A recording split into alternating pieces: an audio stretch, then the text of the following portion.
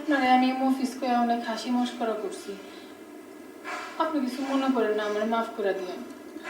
ওই মনে কিছু নেই না। আরেকটা কথা বলতে চাইছিলাম। কর। আমি তো বয়সে আপনার অনেক ছোট, আপনি আমাকে তুমি করে দিন। আমার শরম করবে।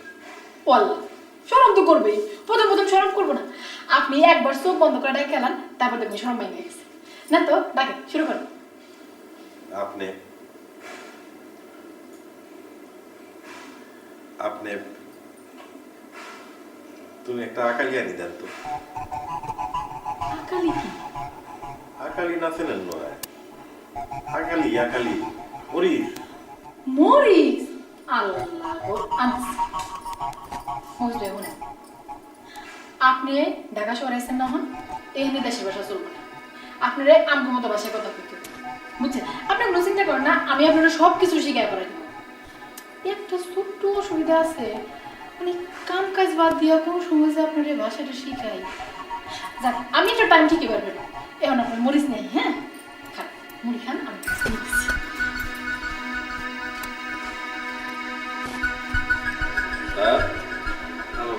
কিরে আজ তো ক্লাস নেই? ক্লাস ছিল বাবা, পরে শুনলাম যে ক্লাস হবে না, সেই জন্য আর যাইনি। ও এটা এমনি এমনি ক্লাস কামাই দিবে কখনো, বুঝলি? স্যার, তোমাকে এখানে কি আসতে দিবে? স্যার আমি আপনার কাছে ক্ষমা চাইতেছি স্যার। আমি অল্পের জন্য বেঁচে গেছি, তুমি টাকার লোভে আমাকে ব্ল্যাকমেইল করবে। ভাগ্যিস আমি আগে জানতে পেরেছিলাম, নইলে যে কি কেলেঙ্কারি হতো আল্লাহই জানে। মিডিয়াতে জানাজানি হয়ে গেলে আমার মন্ত্রিত্ব নিয়েই টানাটানি পড়ে যেত। আমি আমার ভুল বুঝতে পেরেছি স্যার, আপনি আমায় ক্ষমা করে দিন স্যার। বাছাড়া বলছি,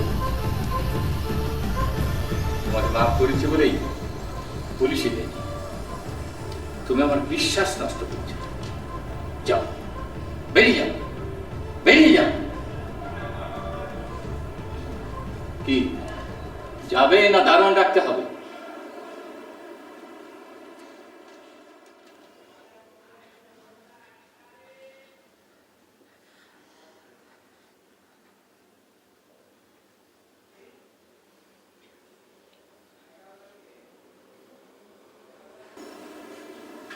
কি করেছিল বাবা? আমাকে দিয়ে একটা অন্যায় কাগজে সই করিয়ে নিতে চেয়েছিল। আমি ওকে অনেক বিশ্বাস করেছিলাম, কি জানি আরো কিছু করেছে কিনা। যাক, তাও অল্পের জন্য বেঁচে গেছো তুমি। এখন মুশকিল হলো হঠাৎ করে একজন এপিএস কোথায় পাই? এপিএস ছাড়া তো চড়াও মুশকিল। বাবা, তুমি একটা কাজ করতে পারো, আমাদের মফিসকে এপিএস বানাও। মফিস? কি যে বলিস না বলিস। তুমি এদেশে অনেক শিক্ষিত লোক পাবো, ঘুরে ঘুরে জ্ঞানী লোক পাবো, একটু ভেবে দেখো ওর মতো বিশ্বাসী লোক কোথায় পাবো। ঠিক আছে, যতদিন পর্যন্ত একজন বিশ্বাসী এপিএস না পাওয়া যায় মফিসই কাজটা চালিয়ে নি।